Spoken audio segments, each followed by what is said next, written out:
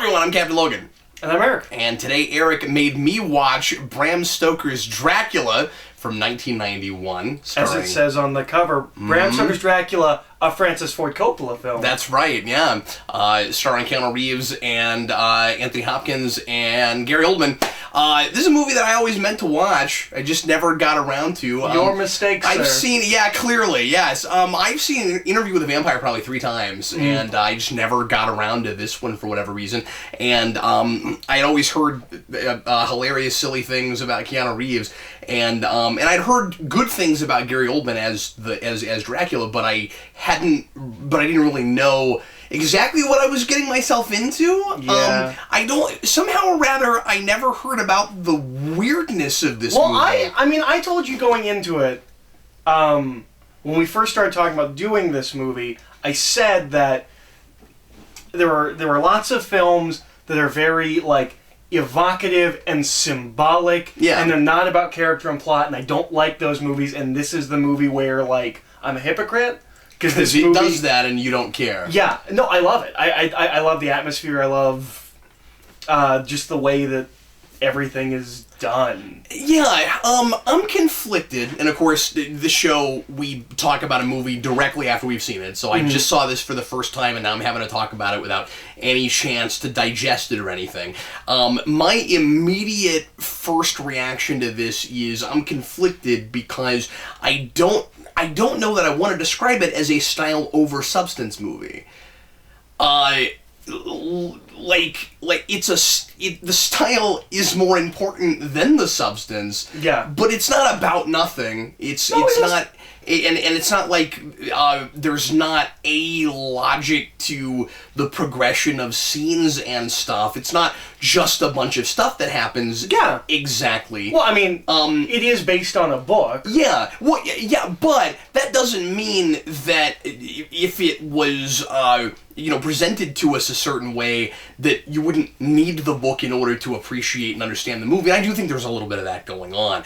But the first 15-20 minutes, I found myself wondering if I wasn't just watching kind of a bunch of stuff strung together with a really kind of loose framework and premise where, okay, we've got the flashback for how he becomes, Dracula in the first place, and we've got the setup for Keanu Reeves going to the castle and being trapped there for a month. But beyond that, it kind of just seemed like just weirdness for the sake of weirdness, especially with transitions. It's going to be hard for me not to just talk about transitions with this movie, because they're just out there. And then... that's kind of a way you could describe this movie, is just out there. It's just out there, yeah. But I felt like as I was going with it, it was kind of, manipulating me into living with it on its terms. About an hour in, I felt like I was weirdly kind of with it, where it's okay, and so I can give it props for a certain amount of consistency at that point, where I'm I kind of understand what world I'm living into. Yeah. I'm living in. And things stopped surprising me. There's still stuff where the back of my mind, I'm going, boy, 2 hours ago, this would have just blown my mind. But now that I've lived here for a while, it's sort of, and that's kind of cool if that's what it's intending to do, because that's kind of like what Keanu Reeves is doing. In the mansion, in the castle, where after a while, things are not surprising him anymore. That's kind of the experience I'm having. But I don't exactly understand these characters. No. I don't know why Dracula is going after his fiancée, except that she's the reincarnation of his dead wife. Is that what it is? That's what it is. Okay, because I didn't pick up on that. Is that why he's there, or does he just get lucky? Okay, so there's this thing about Dracula as a story. And the love... And I'm not up on all of this. I want to throw that out there. My vampire interest and love begins and ends with Buffy and Angel. Right. I have always meant to go back and read that novel and to at least dabble in Anne Rice, and I've just never done it. Oh, I think I think the novel's great. And this is, in some ways, one of the most close adaptations to the book. And in other ways, I would not call this a faithful adaptation at all. It does plot points that we usually drop. Lucy's 3 lovers, usually they don't exist, or we consolidate them to one person. We don't go back to Transylvania. He never gets killed by the Bowie knife. Like, that's how he dies in the novel. That never happens in most any adaptation. There's a lot of stuff that they are really bragging about the fact that they're using that stuff in putting Bram Stoker at the top of this title. Well, and Francis Ford Coppola, they just wanted it to stand out as a Dracula movie. Mm-hmm. That's the only reason that's there. Like, he didn't even intend it to be like, no, we're being faithful. It was just like, well, we don't want to just call it Dracula. So, in certain ways, it's very faithful. But I wonder if that's maybe part of the reason that they use some of that stuff, where it's like, we've decided that's going to be the title. Yeah. And it would be, like they're obvious, as you said, if it's not, like, straight up totally faithful to that book, mm-hmm. they might be thinking, well, we need some token stuff nobody else ever uses. Like, there might be a strategy there in earning that title. So the big problem with Dracula, and this is where we get the love thing, because this is not the first movie to do that. And it's weird because it doesn't come... To do what exactly? The Dracula being in love with Mina, her being the reincarnation of his dead wife, none of that is in the book. Okay. But you said this isn't the first time it's... Yeah, there's Langella plays Dracula in the 70s. Frank Langella? Yeah, Langella. Sorry, not Langella. Frank Langella plays Dracula in the 70s. I think that's the first time we do it. The thing is, there's a giant plot hole in Dracula. I guess you could say it's not a plot hole. We have no idea what Dracula's doing. Like, at the beginning of this movie, he buys land in England, and he's buying these 10 locations. And that's in the book. But we have no idea what he's doing with those 10 locations, why he's going to England. Now, the novel is told through journals and letters to each other, which is why we're doing that in this book. Or in this movie. Yeah. We're doing a lot of like letter writing and journals. Yeah. That's the format of the novel. Okay. It's a collection of, things like that. And I didn't even wonder about it because we do that a lot with period pieces, especially 18th or 19th century. Mm. I don't know that I've ever seen anything set remotely around Victorian that didn't do that. But that is the format of the novel. So we never get into Dracula's head. We're never with Dracula when he's not with any characters. So he could have a plan, he could be doing something, but we never know what it is. That's interesting because in this movie we kind of are. Yeah. And so one of the biggest problems... we don't get in his head any more than we do anybody else, but it's not like he's only there when you're with particular characters. Mm. So one of the biggest problems with adapting Dracula is what's he doing? Mm-hmm. Why is he here? And so the love thing is, I think, one of the solutions that writers have come up with. To give him some kind of an ending. Yeah, he comes to the city because he's drawn to his love, and he's here to do this stuff. I don't know why we would leave in that he bought 10 different locations in England, but... Now, where does... Well, again, we're just trying to earn this title. Where does the, like seductiveness and eroticism of vampires begin? That's certainly in the novel a little bit. Is it? There's a lot of different... Because not having the love stuff in the first place, it made me wonder if that's in Stoker at all. It's not to the degree it is in this movie. I mean, it's a Victorian novel. But the bride stuff is pretty much... what it is in the book. But it's also, because it's all journals and notes and stuff, no one's getting, sleazy. Like they're not writing erotically about these events. They're just like, this is what happened. But the... We're not trying to find excuses for every woman to open her front. Yeah. It seems like as soon as a woman is seduced by Dracula in this, she's constantly... There's a nip slip, yeah. But it seems like she's constantly... preoccupied with trying to get her front open. Mm. Yeah. We just keep doing that. She's looking for an excuse. So there's definitely some of that in the book. There's a lot of different reads of that book. Some people view that as the vampirism is a metaphor for sexual repression. Yeah. Also sexual predator, not predator, deviancy. Yeah. It can also be a metaphor for sexual deviancy, and there's also reads where it's it's just like a nationalism thing, where like it is this foreign interloper coming into our world and ruining everything. Like there's a lot of... And turning us into something we weren't in the first place. Yeah, so there's a lot of different reads on that book. Well, it makes sense that would come out of Victorian era. Yeah. Because that's all about repression. So, yeah, and that's the angle I think they went with this movie, is it's very erotic, it's very about sexual repression in some ways, at least aesthetically.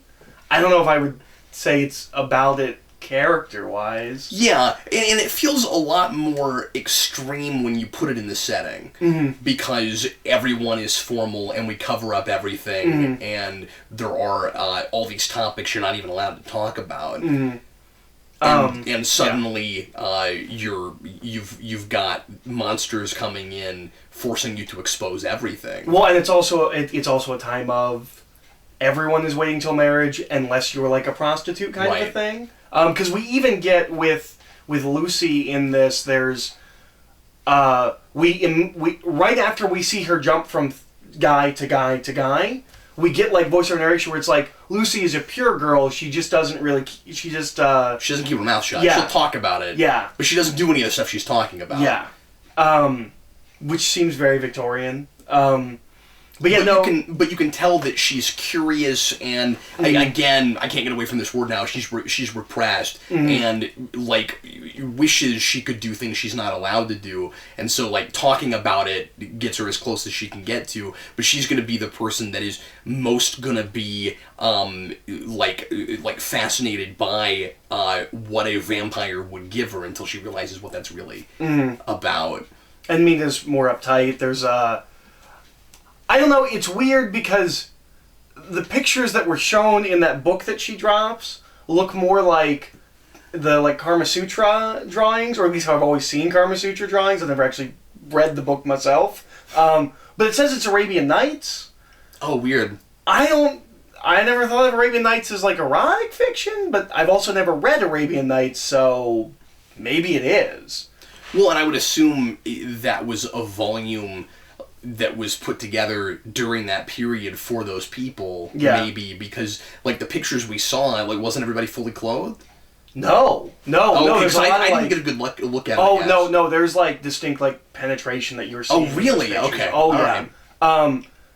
And you just keep finding ways for us to have the sorts of conversations that we don't generally have here on the channel. This does not represent us. You talk about a movie like this, and you get into eroticism. There's no way around it. That's what it's about. But when she first opens that book up, she has like a reaction of like, "This is disgusting." Yeah. Like she is the opposite of Lucy with all of that. But yeah, this movie is about eroticism. I don't know if I would actually say this movie is erotic. I think maybe it's trying to be. Yeah, I don't know. It's weird because it's. But then every time it goes to that place, it's also sexy like for about stuff. 5 seconds. Yeah. And then you've got the blood and the gore and stuff. Mm-hmm. And the ape men. Yeah. So, real quick, because we usually do this at the beginning, was there any special reason you picked this beyond just I mentioned I'd never seen it before? Not really. It was just, originally when we were going to do 3, my second pick was going to be Monster Squad. We realized we weren't going to have enough time. And I think it was between that and Interview with the Vampire. We're talking about for doing Halloween stuff. For doing Halloween And then I told you I'd seen that already. And I was like, okay, well then it's going to be... And it's the Dracula. Only Kirsten Dunst performance I like. I agree. So I'm sure she's done stuff that I haven't seen that's decent, but I like her in that movie, and I haven't really liked her in anything else, really. I've always thought it was weird that she gives the best performance of her career when she's like 11. 9, yeah. So no, there's not any specific reason other than we've been doing Halloween movies and it's Dracula. And I think it's an interesting film, and it's a really interesting movie. Yeah, I think really the reason I picked it above anything else is that it is the movie where like my dislike of abstract filmmaking breaks down. Yeah. I can't exactly explain why it does, but I really enjoy this film. Yeah, until the end, where I think it's weird because I feel like things come together a little bit more toward the end. And then I feel like, and then I'm not sure about the ending because it kind of just ends. I mean, like.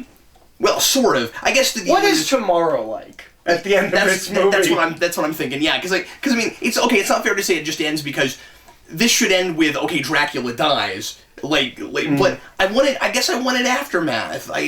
Well, and if you read the book, because none of that romance stuff is there, he gets hit with the knife, and he actually dusts, like Buffy. Like that's how Dracula dies in the book. So he dusts, and then the book ends. But that's a satisfying conclusion to you killed the monster. All the stuff with going into the castle and the reuniting with God stuff. Yeah. That's all this. I think what throws me off trying to look at this on any kind of a traditional storytelling level, which you can and can't do, because like you said, it feels like as you're watching it for the first half an hour, 45 minutes, like it's more. I don't know if I like the word abstract over surreal, but surreal is a better choice. But it certainly feels like a more surreal thing, and like it's like big ideas before it's human beings. But then it starts to float into the territory of people I don't know that I'm caring about, but people that are at least somewhat consistently characterized. The point I'm making is I don't know who the protagonist of this movie is. If you're going to look at it on that level, because the problem is when you get to the end, I find myself kind of wondering what happens to Keanu Reeves' character. Yeah. And it just ends, and so I'm like, okay, was Dracula the protagonist? I think that is how this film views it. I think so. I mean, we kind of start... Especially because we bookend with him. Yeah. Yeah.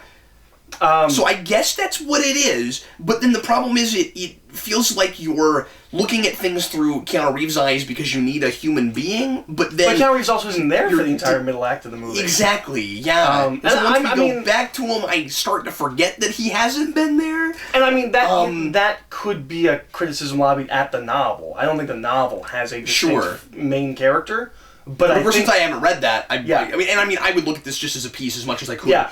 Anyway, but I'm saying, like, in this film, I think it is Dracula. I think they made the choice, it's Dracula. Yeah, I think so. And that gives you a fair reason for why we do follow him by himself some. And you're also supposed to be sad at the end, I think. Like, all of that stuff with love and God and them getting together, I think you're supposed to want them together. The problem with that is, first of all, maybe I'm an idiot. I didn't even pick up on the fact that she was supposed to be the reincarnated version of his wife, so there's that. I thought you would have picked up on it when they started re-showing the beginning of the movie right next to her, and it's the same actress. I just didn't even pick up on that. I don't know. No, that's fine. It's so easy to be distracted watching a movie like this with all of the weird imagery.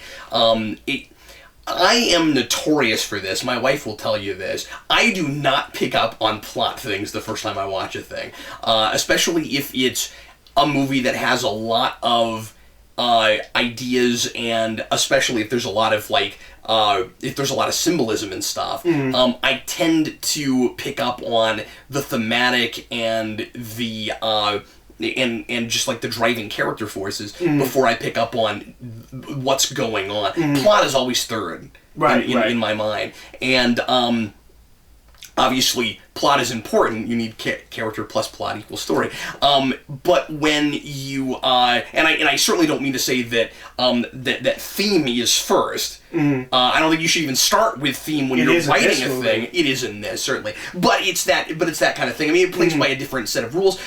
You said abstract and we said surreal. It is melodrama. Yeah, most certainly, and melodrama has its own set of rules. The world is surreal. The characters are more archetypal, yeah, but heightened, yeah, absolutely. And the characters, except for maybe Dracula, aren't really surreal. It's the everything world around them. The world is surreal. Keanu Reeves is like magnetically attracted to these kinds of projects, because The Matrix has that. Those characters are archetypes before they're characters. They are two-dimensional placeholders for ideas, and you have that with this. Most certainly, but I think it gives you that up front. I mean, I think and John Wick's kind of like that. Yeah, sure. Less so. Yeah, but certainly. When you I mean, I think that's just like not deep characters before it's not characters. But but anyway, so with the idea that you're supposed to be sad at the end, I'm distracted at the beginning by things like, oh, the cross is bleeding? Yeah. You know, and like, what does that mean for the world and the internal logic and all of that? And so I'm and so it makes it so that I'm not picking up as much on like plot things. No, that makes sense. I watched it once, and I told you going into it. Yeah, it's not about character. It's not about plot. Think opera. And it is definitely like that. Yeah. I'm actually surprised because obviously, given when this is made, I'm astounded by this film because it's majoritively practical. Like everything they do. Yeah. I'm surprised, given what we can do with CG, that we're not getting more movies like this of just directors. This movie could be described as directing.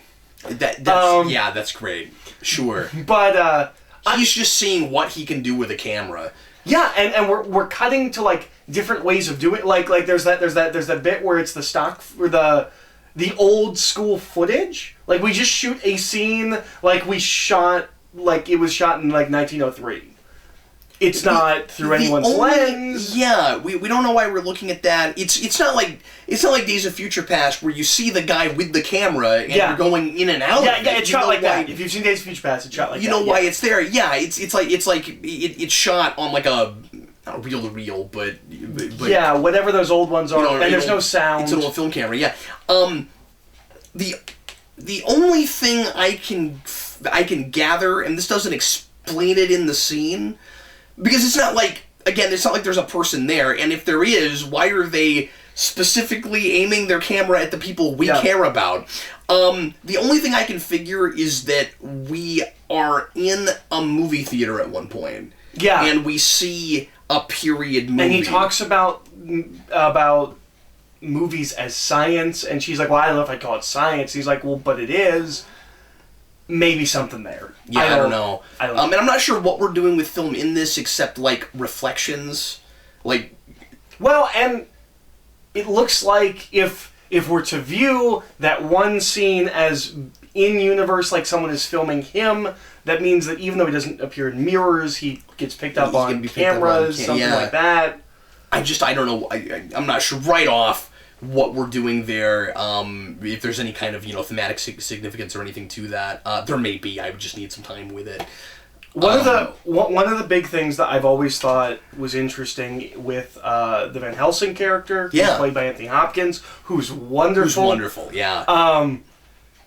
And he brings much needed levity. Oh yeah. But also gravitas. Sure. I mean, he's Anthony Hopkins. But until a certain point in the film, maybe until we go back to Transylvania, he is... All of that weird stuff is never on screen when he is on screen. That's a good point. He is like a grounding force in the movie. Yeah. We never do... Even when he goes into the bedroom and like Dracula's there as a vampire, or like as like a bat thing, we're not doing weird stuff with the camera. He's not like... That's a really good point, yeah, and I wonder why that is. I can only imagine it's him as a character. Like, he is just a grounding force in this universe somehow. Where he kind of makes the world sort of feel like it makes sense. Yeah. And even when we do the weird stuff, we're like, when Dracula becomes like a bunch of rats, like even that is more understandable than the way we're doing and stuff. Understated. Like, no, you're right. It's like, it's almost like it's shot in such a way where we're supposed to feel like it doesn't make sense, and this, like, the world we're in is nuts. And then that's a really good point. And then when he comes in, he understands the world, so we're getting it through his eyes. But then he's not the protagonist. He's not the central protagonist either. No, I can't give you answers like that. There are no answers that way, Captain Logan. So it's just jumping from person to person. It's kind of a jumble. I mean, I don't even know if you can make a multiple protagonist argument because he doesn't have a character arc. No. I don't know that Keanu Reeves really has a character arc. Not really. he learned not to go to spooky castles. Yeah, and that it's not going to work out with his girlfriend. I mean, it might. What does tomorrow hold? I don't know. Well, that's true, but they're married. Is she still the reincarnated? I mean, well, I think so. But wait, isn't she a vampire? No, because when he died. Oh, does it take away the vampirism? Yeah. Is that what the wafer thing is for? Yeah. Oh, yeah. Okay, I missed that. She becomes normal again. I was wondering about it because Van Helsing kept talking like something was gonna be different about her than Lucy. Like somehow or rather she wasn't totally gone, and I couldn't. I think it's because she hasn't died yet. I think that's what it is. Because like Lucy dies and then she's like fully a vampire. I think it's 'cause she hasn't died. I don't know. So you can become a vampire, but it before seemed you like die? it seemed like yeah. Or is she not fully vampire? Like she's got the fangs, but that's it. Like I don't because the crossing line that we're told earlier is when you drink of their blood. Like that is the and she does that. So I'm not really sure why she can come back. Yeah, because you're right. She does do that. Yeah, she does it a lot too. There's stuff where. Going back to the book, like Dracula feeds on Lucy for like a number of nights. So like it is not an instantaneous thing. There's a lot of when you go backwards in old literature, like Christmas Carol takes place over 3 nights as opposed to just 1 night, like we always do it. We instantaneous a lot of stuff. Yeah. But and even in this, like he's not really feeding on Lucy. For the case of a couple-hour movie, it's just easier to truncate those things. So yeah, when he dies. I've always read it as she goes back to normal. One of the things about this movie is that when Dracula influences people, and so no one is really acting out of character, or he seeps into your mind, and he makes everyone act different. And that makes things really ambiguous with regard to what people do being of their own accord or not. Mm-hmm. Well, and you can never fully tell. And when we have like the vampire women, like Lucy and it's not Quincy. It's not the doctor. The steward. I think it's steward. The man that she was supposed to marry. When they come down to kill her, she just kind of starts like. Come to me, come to my arms, I want you. And, he's completely, he came there to murder her. And he's just completely transfixed. And there's a lot of that. The Van Helsing, when they're in the mountains and he starts, being with Lucy, that's clearly not him doing that. Yeah. There is magic about in the air throughout this whole movie. I think that's interesting. That, almost no one... At any point in this movie, can you be 100% sure they are under their own, control? I think that's really scary. That is scary. And again, it's about the big ideas. Because the problem with looking at that on a story level is, okay, then I don't understand who any of these people are in the first place. Yeah, absolutely. Because from almost the very beginning, or maybe even the very beginning, they're all influenced by some other outside force. So it's like they're all inebriated. Yeah. The whole movie. Yeah. When you get toward the end and the main chick, I forget her name, figures out Mina. Yeah, figures out that Dracula is Dracula. Because in the scene where she gives herself to him, he reveals what he is. She doesn't want anything to do with him, and then suddenly she does. Yeah. And then after that, it's my love all the way to the end. And it's I don't know, what I was trying to figure out on a story level, if just talking about it doesn't sound like it works. Sure. But it works for me when I'm watching it. Because it's all... Yeah, I wasn't asking those questions so much while I was watching it. Yeah, it's a tough thing to review. Yeah. I don't like the term review proof. It gets close to that. It's... Because it's an experience before it's a story. Yeah, no, absolutely. It's definitely one of those movies. It looks gorgeous almost all the way through. It's beautiful. The way they shoot that castle is incredible. The set design and the costume outside. design. Yeah. There's a scene where there's just a wall moving for no reason. It's never boring. I mean, no, it's a beautiful film. Even when you just go to the superficial, how did you feel while you were watching it? Well, never a dull moment. There's always something happening. The shadows, we have to talk about the shadows. The shadows are amazing. Yeah.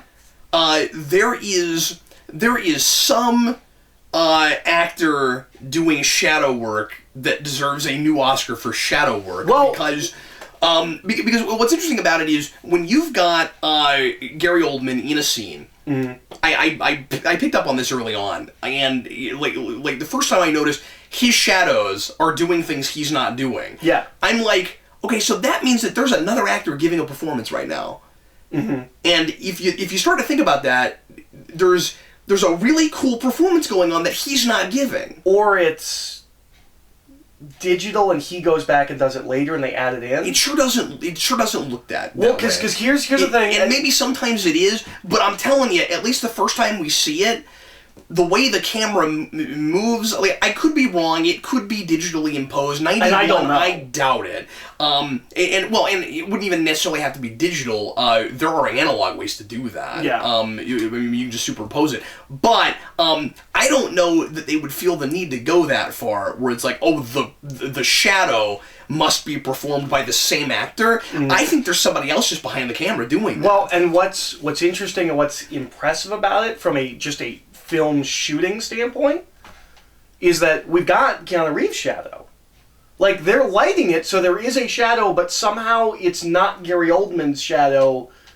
Or right. they're finding a way to not have You're right. There is a real shadow. There is some technical wizardry to that. Yeah. Because you have to light it such where on the one side you've got not Gary Oldman's shadow, but some actor doing a performance, unless we're adding it, which, now that you say that, it makes me wonder if you're not right about that. I don't know. I have no... There are no special features on that DVD. But that's I have no idea. And I think there might be a special edition of this where there are. I'm not sure. We should look that up at some point. I would grab that if that exists. Well, yeah. I would love to hear about the technical side of it, and how they do some of that stuff. It is one of the few commentaries that I would be interested in the technical aspects of. This is a kind of a sense of wonder that... Let me start the sentence over. There is a sense of wonder that is lost these days with a lot of movies, where you just don't go to the theater and wonder how things are done anymore. Mm-hmm. Because you go, well, we can do everything on a computer. And the only time you start to be in awe of stuff, generally speaking, I mean, people were impressed with Jungle Book, and there was a technical prowess to the 3D animation in that, and the integration with the one human character and all of that. I haven't seen it. I just listen to people talk about it. But by and large, when you notice that nearly everything seems to be practical and you can't see the seams at all, if there is any CG, that's when you start to go, how did they do that? And this movie, I'm wondering that in a number of places. Yeah. Well, and there's a lot of things that I'm sure are really simple. Like just him holding a vial where the droplets are going up. I mean, that's probably just reverse footage, but... Oh, you know what? You're probably right. But it doesn't look like reverse footage. And maybe it's not, but you're right. There are a number of places where I'm like, I bet that's not a hard thing to do. Yeah, I bet there's a really simple explanation. I don't know how they're doing that, and that's really super cool. Now I should mention, because I feel like I'm giving the movie more credit than I thought I would, as far as stuff I'm looking at not being completely out of nowhere. And what am I looking at? I mean, there's stuff. I don't know what the Rings of Fire are. I don't know what the point of that is. I don't know. It comes back at the end, and you were like, look, setup and payoff. And I was like, the fact that it was there before and it's here now, it tells me nothing. Looks like holograms of Rings of Fire. I don't know why they're there. That's what they were doing. This is what they're doing. I don't mean to jump around too much, but I meant to talk about this earlier. What's tough with me for vampire stuff, because I'm not real well versed, is every vampire thing you see has a different set of rules and different lore and stuff. And so you've got preconceived notions, and you're trying to check off boxes where you're like, okay, like, it's almost easier if you've never seen a vampire thing before, because then maybe not watching this, maybe if this is the first thing, you might be like, wait, can somebody make me a pie graph as to like what things he can do? But because of Buffy and a couple other vampire things I've seen, I have to start like trying to forget what I think I know. Well, and Buffy is incredibly stripped down vampires. Yes. But compared to some other vampire things I've seen, not so much. Like, there are some vampire things where they don't even do the, you have to be invited in thing. Yeah, and and the first time I saw Buffy, I was surprised it went there. And Buffy has the reflection thing, which is also not always a given. Although, most vampire things do that one. But the inviting in thing, I feel like we got away from at some point. Around that. Yeah. Maybe I'm wrong, maybe I'm not. I'm not saying there's nothing, but you see it more often than you see the inviting in thing, I think. Yeah. But with this, I saw things that, I guess the deal is, I get self-conscious about it because I feel like this is the classic version. This is the first one. So I ought, not this movie, but it's going back to that material. So I'm like, oh, I should know that he can do some of the things he does in this that I've never really. Like turning into wolves and turning into rats. And rats, being able to become a multitude of things at the same time. And fog. Is not a thing I'd seen before. Yeah, that was my favorite. Mm-hmm. The fact that he could become like a mist. And now that I say that, I've seen that before, but it's always a precursor to turning into either a bat or becoming his normal human-looking self again. I've never seen him be a mist for that long. Like, he's just mist for a while. He's just being mist.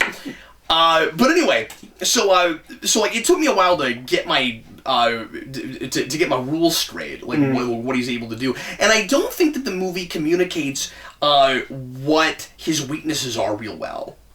It's just kind of holy stuff. We do the garlic thing for like a second. I guess my point is, and I mean, I'm glad there's not a lot of exposition dialogue and stuff, but this movie starts to err on the other side of that, where it's like, give me a little more, where it's not even till the third act that you see very many of the weaknesses at all. You know, I mean, garlic comes way late. Yeah. We never talk about wood. No. I think we use wood. Or do we? No, we just do the... It's a spike, I think. Yeah, it's not... And I don't think it's a wooden spike. Yeah, no. It's metal. It's like a railroad spike. Yeah. In a lot of things, it does have to be wood. Yeah. It does in Buffy, and I think that comes from other places, the thing about vampires... And I don't mean to compare too much to Buffy, but I've also been going back through Angel lately, so it's fresh in my mind. The thing about vampires that you have to remember is, like, we think of Dracula as the first one. And that's not even necessarily true. There's there's one or two other books, Carmilla and things like that. But it is a condensation of a bunch of different myths. Like, almost every culture has a vampire. And so, when he made Dracula, he just kind of picked and chose the attributes he liked from these different folklores. Mm-hmm.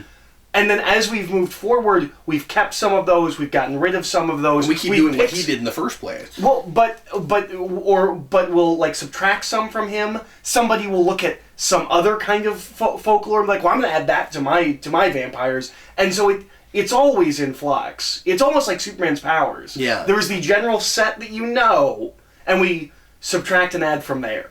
The difference is, every time you do vampires or Dracula, it's a totally different continuity, so you can do your own rules. Yeah. Well, and like, the animal thing is a thing that I think we, I feel like kind of fell away just because we couldn't do it for decades. Like, you couldn't make it look good. In the Bela Lugosi film, there is a scene where someone goes, "Look over there, off screen, there's a wolf running across the yard." And I think there's an implication of rats, maybe? No. That's Renfield just going, like, there's thousands of rats. I don't think he actually becomes rats in that film. Or we don't even imply it off screen. Well, speaking of implication, something that you always assume with Dracula is that he has all these extra powers because he's been around for so long. And that's never talked about here. Well, no, because... But we don't see other vampires do nearly anything like all the stuff he can do. Well, and that's just this weird thing of... Like, Dracula's a monster in his own fiction. He's a monster. But if you're going to do a universe where there's a lot of vampires... Yeah. They can't be too powerful. They can't be too powerful. I mean, just the fact that every single person But in a he is vampire. the oldest one we see in this, so you could make that deduction, You're right? talking about in this? Yeah. Oh, yeah. Because, I mean, he's 400-something years old. Well, in this movie, I think very clearly he seems to be the only vampire. Because... all the other ones get killed real quick. Well, he doesn't get turned into a vampire, is what I mean. I see. Like he begins it. Yeah, I think he is... I didn't think of that. Okay. No, that makes sense. But when you're doing a world with lots of monsters or lots of vampires, like, every person a vampire feeds on becomes either a vampire or their minion. You can't do that in a universe that's going to keep moving and have vampires as an ongoing threat. Like, you've got 30 vampires, every single person they feed on becomes a zombie or a vampire. Like, that's insane. You wouldn't be able to keep up with it. So I think there's a lot of stuff that we kind of that's why. And it's funny that we do zombie apocalypses so much, but we don't do vampire apocalypse, right? Mm-hmm. Because like the same thing could happen with that. I mean, with zombies, I guess they are kind of quicker to feed on people, and they turn them instantly. Yeah, well, and especially if you go back to the more folklore stuff, where like you get fed on for like a whole month and things like that. Like, and there's a lot of ritual. It's not going to escalate super fast. Yeah, that's a good point. And there's ritual with vampire, and okay, so I retract what I said because with vampires, and most of the versions I've seen, whenever you feed on someone, they don't immediately become a vampire. Mm-hmm. There's a thing they have to do too, which is usually drinking your blood. I don't know where that comes from. I'm not. I can't remember if that's in Stoker. But that's a pretty consistent rule. I think it's even in Blade.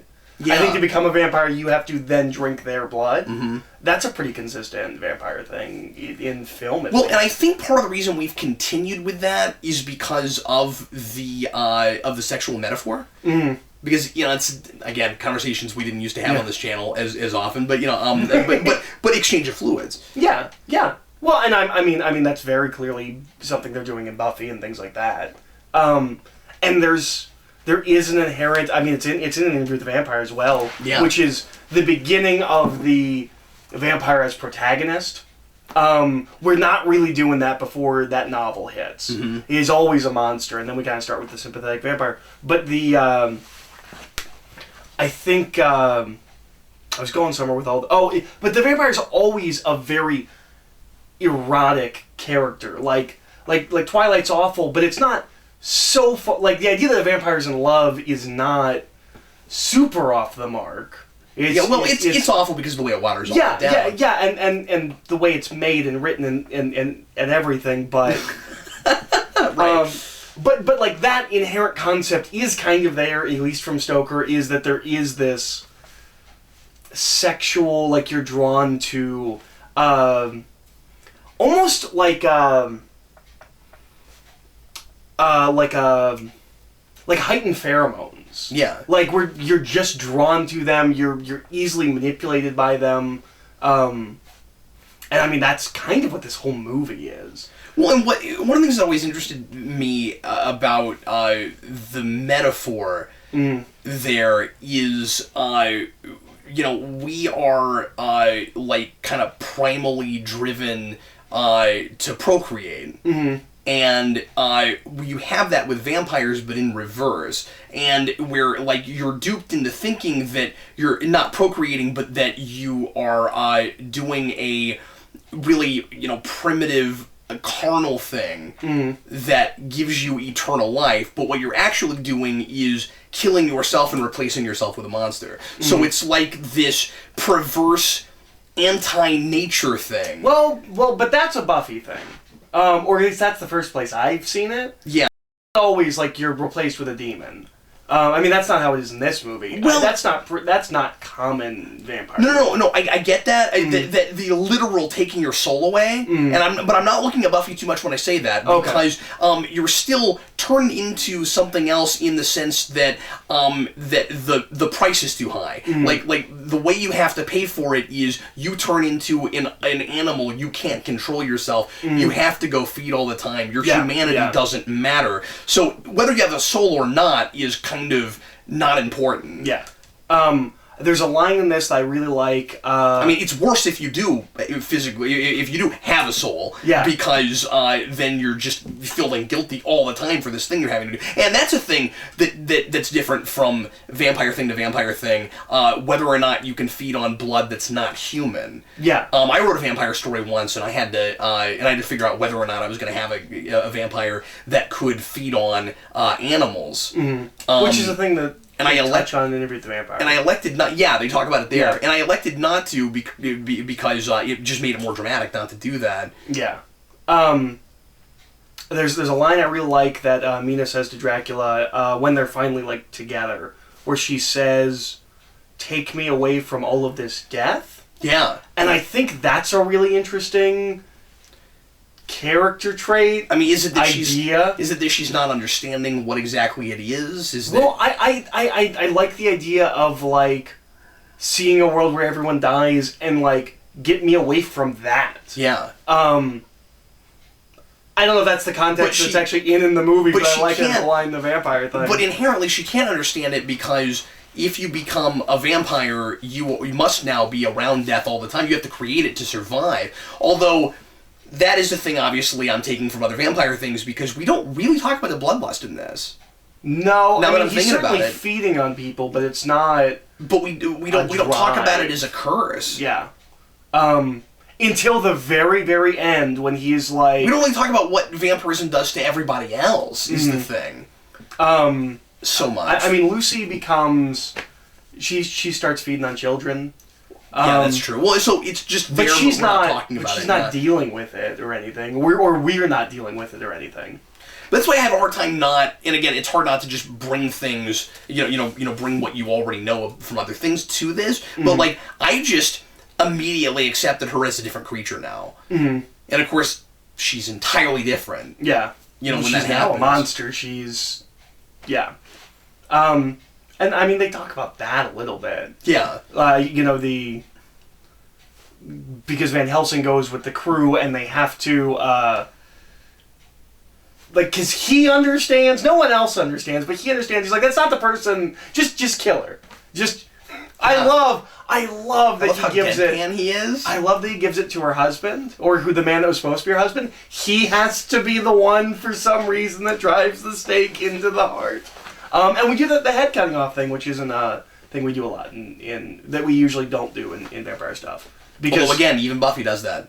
Folklore wise. You're not just supposed to stake them. You're supposed to stake them, cut their head off, fill their mouth full of garlic, and then burn their body, and then scatter the ashes in the ocean.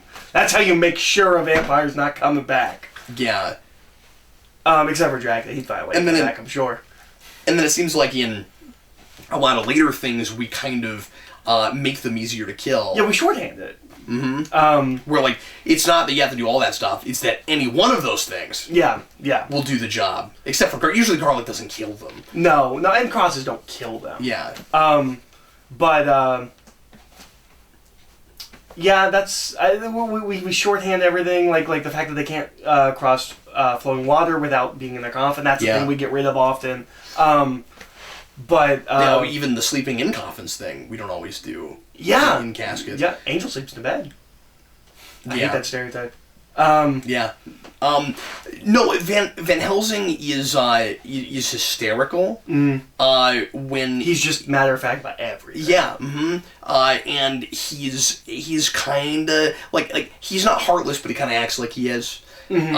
And it's just business as usual for him. I always like that when you have somebody that does a really unusual job that nobody else seems to do, but they've been doing it forever. So for them, it's just day in the life. And which is weird because there don't seem to be any other vampires.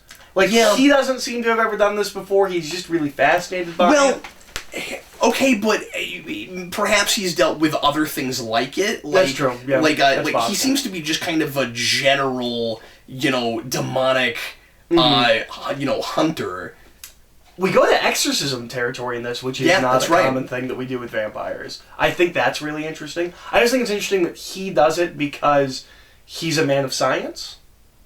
I mean, that's, again, also keeping with the time. But I think that's an interesting thing. I can't remember if that's... Which is also probably where the stylistic choice to start grounding the filmmaking a little bit with him comes from. Yeah, because this is nature. This is part of the world. But yeah, no, I love the atmosphere of this film and how ethereal it's an impressive movie. I can't say I fully understand what I'm looking at with parts of it. Well, yeah. Well, and the constant cutaways.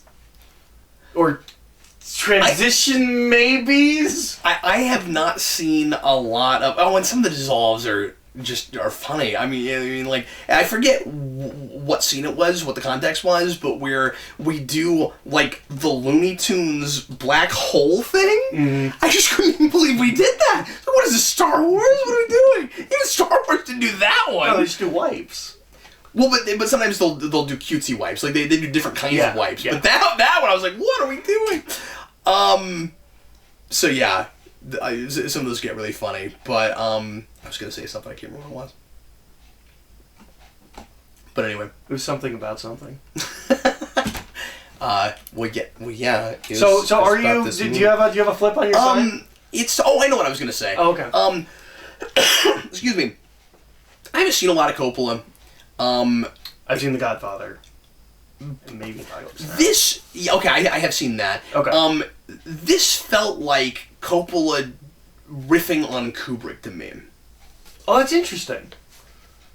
I'm pretty sure he's part of that circle of buddies, right? Because it's like it's like Steven Spielberg, George Lucas. I think it's Coppola and Kubrick. Like they're all film. Because you were talking about how you don't usually like this kind of surrealistic filmmaking where and Kubrick is exactly what I'm talking about. Yeah, where it's about the images before it's about the story. This is that, and I think he's making more sense out of it than maybe you feel like Kubrick does. I don't want to make a blanket statement about Kubrick because I've not watched enough and not watched enough times to have. Or it's just set and dealing with things that it feels right for to me. Yeah. Like Kubrick does it with all material. This is a Victorian, like, erotic horror thing. It fits the material well in a way that I can enjoy it. Yeah. Like, I might not enjoy this film if everything in this film was the same, but it was set now and about a postman. But yeah, 1991, you can't tell me that's not an influence. Oh, it's got to be an influence. And that he might not be straight up going, I'm going to make a film like that. Yeah, but it might be him looking at, like, his friend and saying, that's a really interesting way you do that, I want to try that. And I've got material that I want to make that it just makes sense to do that with. Yeah. So anyway, especially for the artistry of it, I have to say I'm feeling it. That's good. Certainly not so much for story, obviously, but again, it's the kind of movie that it is. And it's probably one I'll go back to at least once or twice just because I feel like this is one of those movies that's intended to be watched more than once. Well, and just with the atmosphere, I feel like it's a good Halloween movie. Absolutely, yeah. And I can see it being one of those that I go back to around Halloween. Yeah.